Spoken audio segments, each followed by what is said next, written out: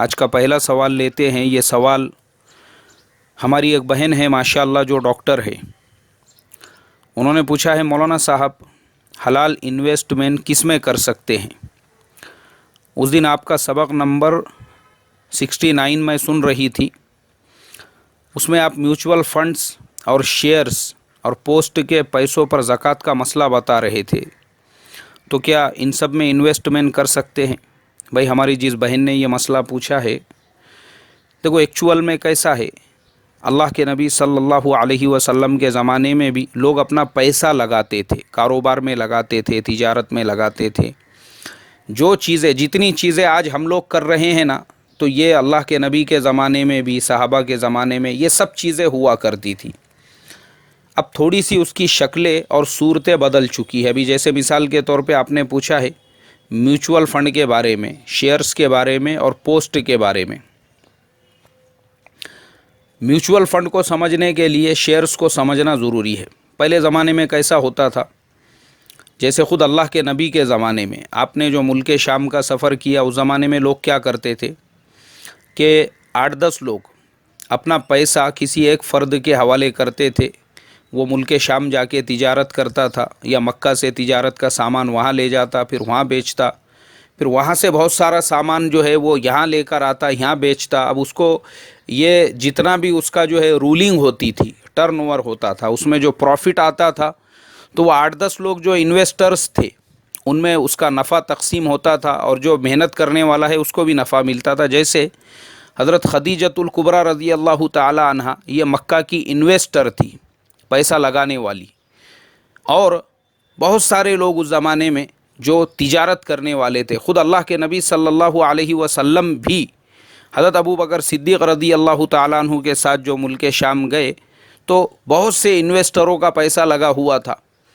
تو بتانے کا مقصد یہ ہے، یہ پرانے زمانے سے چلتا آ رہا ہے۔ اب ہمارے زمانے میں اس کی شکل اور صورت تھوڑی سی چینج ہو گئی۔ تقریباً آج سے 400 سال پہلے اسی چیز کو آفیشلی جو ہے شیئر مارکیٹ کا نام دیا گیا، اور یہ ترتیب بنائی گئی۔ اب ہمارے ملک کے اندر یہ جو ترتیب ہے، ایک کمپنی ہے مثال کے طور پہ، اس کو کوئی چیز بنانا ہے یا وہ کوئی چیز جو ہے بیچنا چاہتی ہے، اور وہ بیچارہ جو ہے اپنے پیسوں پر، ایک آدمی نے 1 کروڑ روپیوں کے اندر ایک کارخانہ شروع کیا، مثال کے طور پہ اس نے کپڑے بنانے کا کارخانہ شروع کیا 1 کروڑ روپیوں میں۔ اس کی جو مال کا جو پیداوار ہے اس کی، وہ اتنی زیادہ بڑھ چکی ہے کہ اس کا جو پروڈکشن ہے وہ نکلنے سے پہلے ہی بک رہا ہے۔ تو اس نے سوچا یار جو اپنے پاس میں یہ 10 مشینیں لگی ہوئی ہے، اگر 100 مشینیں لگ گئی تو پروڈکشن بڑھ جائے گا۔ اب 100 مشینوں کے لیے پیسہ کہاں سے لائے؟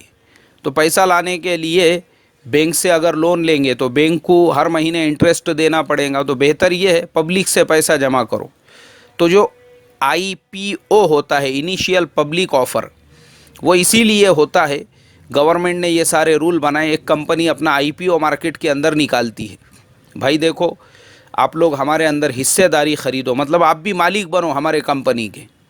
اب وہ آدمی جو ہوتا ہے اس کا اپنا جو پرسنٹیج ہوتا ہے، 50% اس کا ہے یا 25% اس کا ہے، جتنا بھی اس کا پرسنٹیج ہے، باقی پبلک اس کے اندر جو ہے شیئرز خریدتی ہے، بھائی ہم بھی اس کے تھوڑے تھوڑے مالک بنیں گے۔ اب سب لوگ جب اس کا IPO خریدتے ہیں، مطلب اس میں حصے داری لیتے ہیں، تو اس کو بیچارے کو 100 کروڑ کی ضرورت تھی، وہ 100 کروڑ اس کو پبلک سے مل جاتے ہیں۔ اب اس میں کیا ہوتا ہے، جو شیئرز پبلک نے لی تھی، مثال کے طور پہ 10-10 روپئے میں اس نے سب کو شیئر دے دیا، 10-10 روپئے کے حساب سے کروڑوں لوگوں نے لے لیے، اس کے 100 کروڑ ہو گئے۔ اب ایک آدمی جس کے پاس میں جتنے شیئرز ہوں گے وہ اتنے کا اس کمپنی کا بھاگیدار ہوگا، حصے دار ہوگا۔ اب اس میں 2 طریقے سے لوگ پیسے کماتے ہیں۔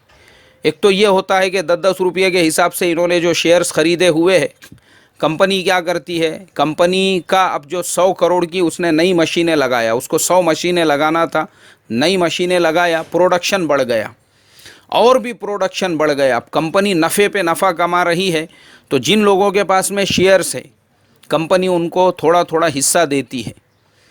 3 مہینے کے بعد، 6 مہینے کی بعد اس کو ڈیویڈینڈ کہتے ہیں، جو کمپنی کی طرف سے ملتا ہے۔ جو نفع کمپنی ان کو دے رہی ہے، ماشاءاللہ ایک تو شیئر سے ان کا یہ فائدہ ہو رہا ہے، اور دوسرے لوگ جب یہ دیکھتے ہیں کہ بھائی یہ کمپنی جس نے 10 روپئے میں شیئر بیچی تھی 100 करोड़ रुपये मार्केट से उठा के 100 मशीनें लगाई है, बहुत ज़बरदस्त कारोबार कर रही है, प्रोडक्शन इनका 3 से 4 गुना हो चुका है, तो ये कंपनी का शेयर ख़रीदो। तो आपने वो जो 10 रुपये में ख़रीदे थे वो 11 रुपये में, फिर 12 में, 100 में, 200 में, ऐसा उसका रेट बढ़ते जाता है। जैसा जैसा मार्केट के अंदर उसका डिमांड बढ़ेगा। तो इस तरीक़े से शेयर्स का एक सिस्टम निकला हुआ है। अब हमारे उलामा ने मुस्तकिल उसके मसाइल लिखे हुए हैं। मैं सबक नंबर 520 तफसील के साथ में उस पर बयान कर चुका हूँ, और बहुत सारे मेरे जो है जुमा का एक मुस्तकिल बयान है उसके ऊपर। उसमें हलाल की शक्ल क्या है, हराम क्या है, अब उसकी बहुत सारी शक्लें सूरतें हैं।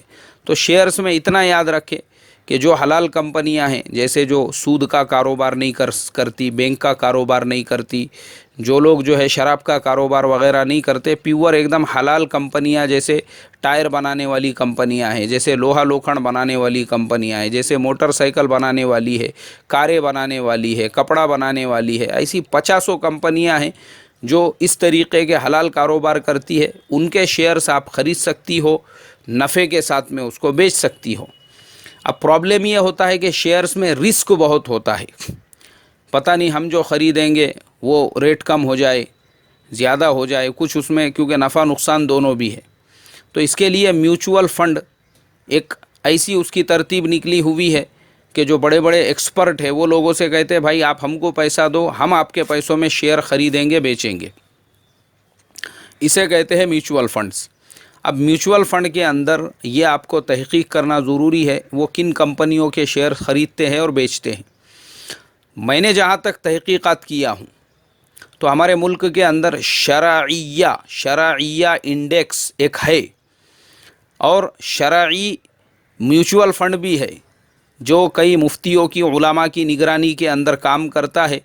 तो आप तहक़ीक़ करके मेरे ख़्याल से SBI जो बैंक है उनका अपना भी एक शरई इंडेक्स है या उनका शरई म्यूचुअल फ़ंड है, तो वहाँ पे तहक़ीक़ करके जो हलाल कंपनियां हैं मुसलमानों के एतबार से, उन्होंने एक कंपनियों का ग्रुप बनाया हुआ है, उसी में अगर वो कारोबार कर रहे हैं, बिल्कुल आप वो म्यूचुअल फ़ंड ख़रीद सकती है, उसके अंदर आप पैसा लगा सकती हैं। तीसरा जो आपने पूछा पोस्ट के बारे में, अब पोस्ट का जो मसला है ना, उसकी ज़रा तहक़ीक़ ज़रूरी है कि भाई पोस्ट वाले पब्लिक को, जो पोस्ट के अंदर लोग पैसे रखते हैं वो बढ़ते जो है वो सूद की बुनियाद पे बढ़ते हैं या फिर गवर्नमेंट उसमें ताउन करती है, वो तहक़ीक़ करना पड़ेगा। वो तहक़ीक़ होने के बाद इंशाअल्लाह उसका जवाब भी तफसील के साथ में आ जाएगा।